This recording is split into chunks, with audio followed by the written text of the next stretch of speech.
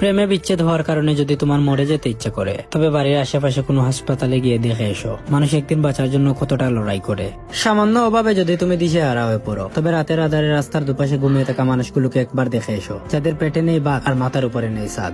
যদি তুমি কালো হওয়ার কারণে নিজের মুখ লুকিয়ে বেড়াও অন্যদের কাছ থেকে, তবে অ্যাসিডে জ্বলছে যাওয়া মানুষগুলোর দিকে তাকাও, যারা নিজের সেই জ্বলছানো চেহারা নিয়েও সমাজে ঘুরে বেড়াচ্ছে অবলীলায়। মেয়ে না হয়ে ছেলে হলে ভালো হতো, কিংবা ছেলে না হয়ে মেয়ে হলে ভালো হতো। যদি এরকম মনে হয়, তবে আমাদের সমাজের তৃতীয় লিঙ্গের, যাদেরকে প্রচলিত ভাষায় হিজড়া বলে, তাদের দিকে তাকাও, যারা নিজেদের পরিবার থেকে বিতাড়িত হয়েও জীবন চালিয়ে যাচ্ছে সমাজের সাথে তাল মিলিয়ে।